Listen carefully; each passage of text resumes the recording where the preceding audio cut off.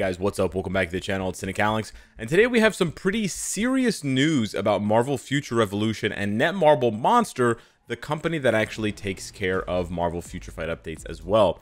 However, I do want to point out at the beginning of this video that it was published, this article was published over a month ago. This is all the way back in July, the middle of July 13th. So this is like 6 weeks old at this point, which is actually kind of interesting because we may be seeing the first actual ramifications and negative effects of these changes that were reported on almost 2 months ago. Now, if you try and read this, what I'm going to be showing you, it's not going to read very well because it's being translated through Google Translate from Korean. So that is why it's going to sound weird with phrases and idioms that just don't match. But I'm going to do my best to try and interpret what's being said and give my thoughts and opinions and my speculation. Obviously, I have no insider information, just to make that very clear. I know there's tons of jokes and they're very funny about me working for Netmarble, but I don't work for Netmarble. I did choose this shirt today on purpose, but that's just my wardrobe. That's not anything else. So let's take a look. Cold Wind Netmarble to catch up with subsidiaries. Netmarble Monster begins restructuring. So here's an important thing to point out at the beginning. Netmarble Monster is a part of Netmarble, the larger company. That subsidiary, that Netmarble Monster group, is made up of about 400 employees, and they're responsible for pumping out content on games like Marvel Future Fight and Marvel Future Revolution, among others. But that's 400 entire employees. However, the company Netmarble is even bigger than that, and if you look into games like 7 Deadly Sins Grand Cross or BTS and other things, you will find out that they're built by other subsidiaries like Netmarble Sugar or Netmarble Sweet, or I don't remember the names per se, but the theme is the same. They put Netmarble and then they put a word after it to designate these teams beneath them. So remember that. Here's the byline here underneath. 70% of Marvel Future Revolution staff left the team. Attention is focused on the size of survivors. So this is really what's catching everyone's attention. 70% of the Marvel Future Revolution staff apparently has been relocated to other parts of the company or other games, essentially. So Netmarble's development subsidiary, Netmarble Monster, which we already discussed, has begun restructuring by reducing the live development team of its flagship game, its newest, biggest, most expensive game, Marvel Future Revolution. This is because, although Netmarble Monster's earnings continue to be sluggish, even Marvel Future Revolution failed at the box office. At the box office here would just be its launch. So from what we've seen, and the numbers absolutely support that. If you go on Reddit, you can see comparisons of the player bases. Marvel Future Revolution basically never even had more players than MFF has now. And since then, those numbers have shrunk to the point where I believe in one of the last comparisons, Marvel Future Fight had 3 times as many players. That's really a bad sign if a new game, a brand new game with a brand new engine, cannot draw in even 1/3 of the players that exist on a 6-year-old game. I'm assuming back when it started, now it's a 7-year-old game, but the point is the same. So not only were Netmarble Monster's earnings bad overall, Marvel Future Revolution was also a somewhat of a failure, which is quite unfortunate. You never want to see this happen, but maybe there's a lesson to be learned here. In a situation where the parent company Netmarble turned a loss on a quarterly basis for the first time in 10 years, there is a cold current going around Netmarble, and it's being interpreted that the subsidiary with poor performance started this self-management first. So basically what they're saying here is that Netmarble, the parent company, posted a loss, a quarterly earnings loss for the first time in 10 years. For any business, that is super impressive that they went 10 years, right? 40 quarters without an earnings loss. However, it's also bad that they finally posted an earnings loss, and that means that maybe their grip on the mobile market, gaming market, is slipping, or their ideas and their strategies and who they're the games they're pushing out are just not reaching the same audience as they did before. And frankly, that sort of lines up with what we just said about MFF and MFR, right? MFF, a 7-year-old game, is somehow managing to keep more active players than their brand new games. So something is amiss here, right? They're missing the mark here. And so it seems like Netmarble Monster engaged this self-management and this downsizing prior to those, those Q2 earnings coming out. They sort of already saw that there needed to be a downsizing, probably looking at, how much revenue was coming in versus the operating costs, etc. So here we go. According to the industry on the 13th, Netmarble Monster left only 30% of the employees on Marvel Future Revolution production team in the development team. So this is startling. However, I do want to point something out. The difference between a production team and a development team, those are two different things. When a game first comes out, you have a production team because they're producing the game. That team often needs to be much larger than the team that's going to take over once the game is out, right? It's just something that is normal in gaming, in the gaming industry, and you can see that where big companies like even Bethesda, whatever, they pump out these huge games and then they continue to service them for years and years and years, but generally speaking, they're also working on new games in the background. That's not possible unless they've, dedicated smaller groups to these ongoing games, while the larger group tackles the much more difficult task of building a game up from scratch, right? It's a lot easier to push a car when it's already rolling than to push the car when it's at a standstill. That's probably the best analogy I have for you on the fly here. So it's not unusual for production teams to drastically downsize after a game is out. However, in this case, it definitely has a lot to do with how much money Marvel Future Revolution is bringing in. And if you actually look at the game now and you talk to players, there's not a lot going on in the game. There are events missing. There's not much fanfare at all for the anniversary. And that definitely causes players to panic, wondering if the game is going to be around for much longer. Now, that's speculation on my part, but it's fair to say that the players are, not only in an unhappy state, but they're also worried about the future of that game.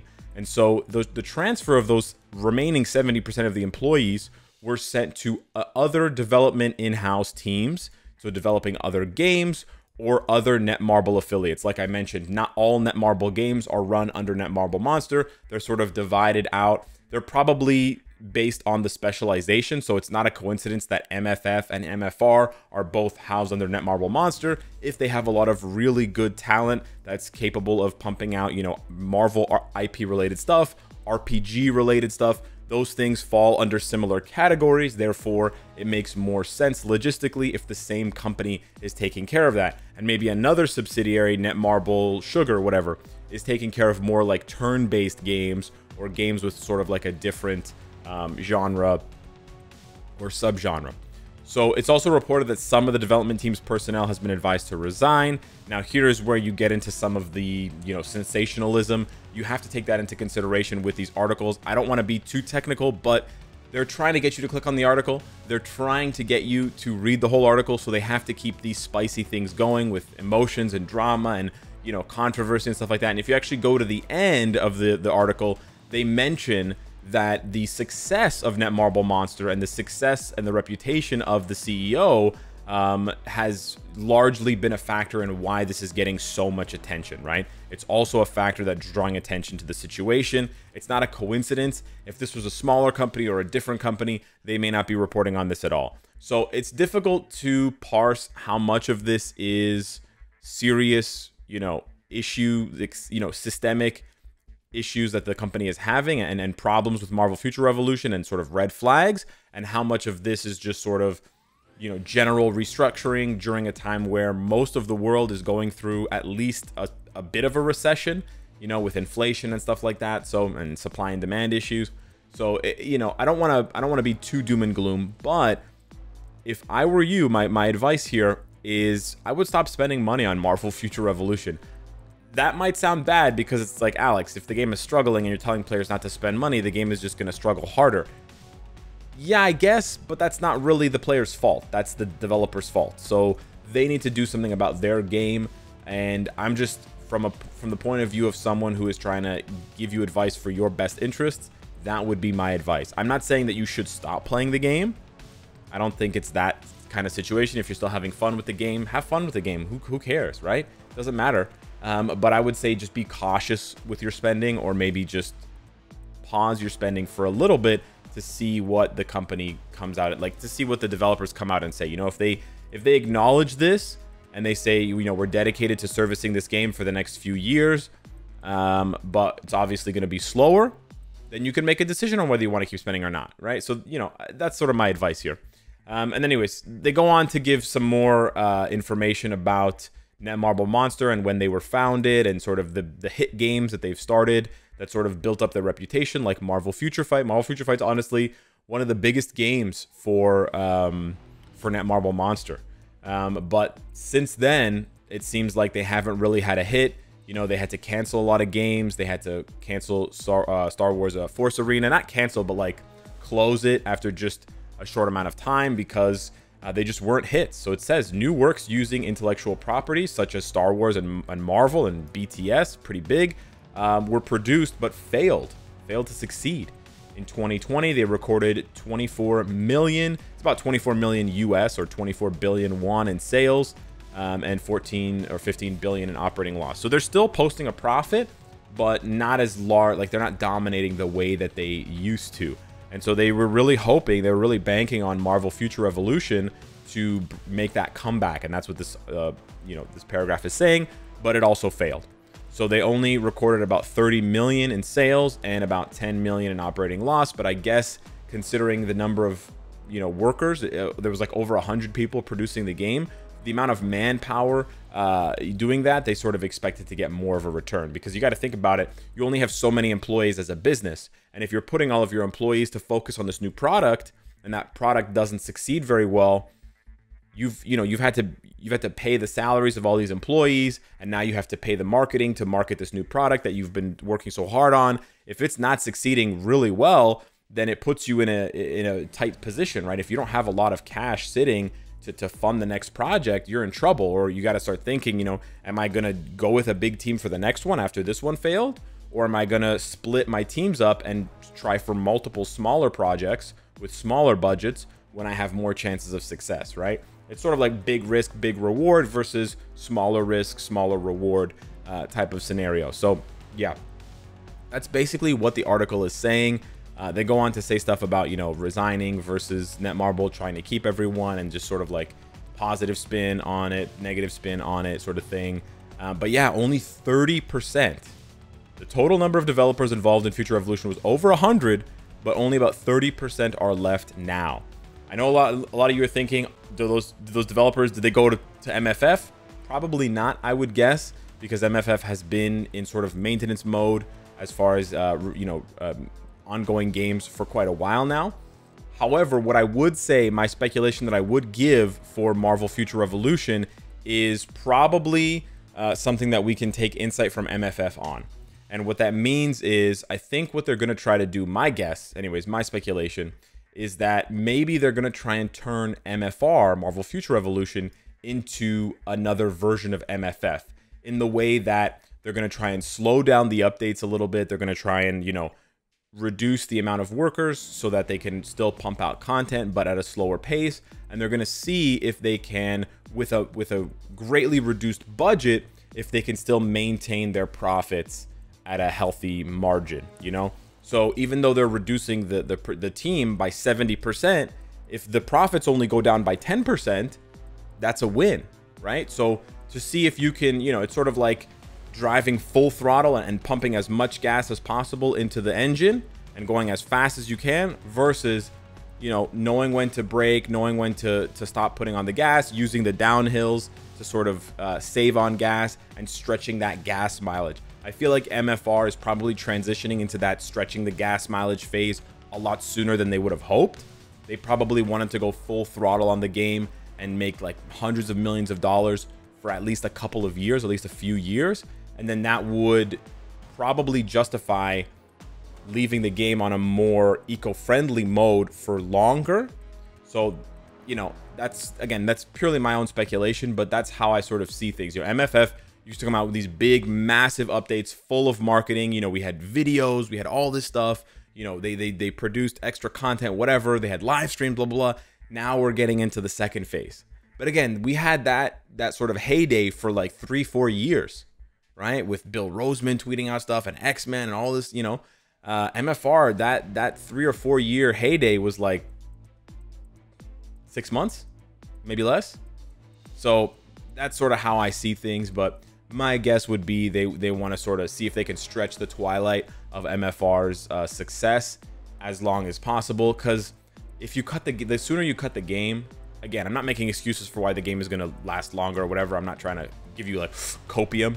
But if you kill the game sooner, you know, you don't have anything you can do now with all that work, right? All that work they put in the back end for years, building up the engine, building up all the models and whatever, all the environments, the sound effects, the voice acting, right? All that is already sunk cost.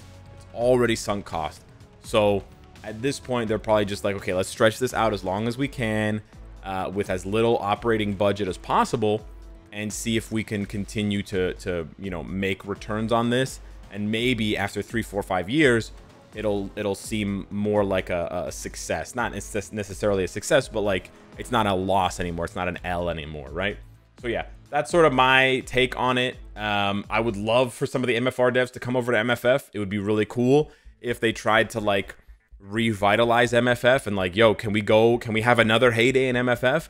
Because I think one of the biggest things, not to like toot my own horn or whatever, but one of the biggest things that I think MFR was lacking that MFF doesn't lack is social media presence. And it's really hard because the way that mobile games work is they're trying to appeal to spenders, right? Of course, they're going to have tons of free-to-play players, but ultimately they're gathering 100 players knowing that 99 of those players are going to be free-to-play, but that one player is going to spend a lot of money. But gathering whales and attracting whales to your game doesn't really work when there's no social media presence. There's no YouTube presence. There's no Twitter. There's no, like, you know, would you rather spend a bunch of money in a game where no one's going to notice that you spent the money if you're trying to flex? No, you're going to want to go to the game where people make content about it and it's like more talked about. There's active, big communities where they can be like, they can appreciate and maybe, you know, whatever, your flex. That's the whole point of flexing. People don't flex when they're alone. They flex in public so people can see. But the sort of public for MFR is so much smaller than the public community for even like MFF, that I think that's one of the things that hurt them, and it's probably going to continue to hurt them, you know, for as long as the game is out. So yeah, who knows? Who knows what's going to happen? That's just my take on it. That's my speculation. Hit me down below with your comments on this. Thank you so much to Wolverthor. I apologize for not thanking you at the beginning of the video, but he originally came out with this video, like with this article, so I would not have seen it if it wasn't for him. So if you are interested in MFR content, absolutely go check out Wolverthor's YouTube channel. I'll leave a link below in the description. And yeah, thanks so much for watching. Smash the like button, and I'll see you in the next one. Take care.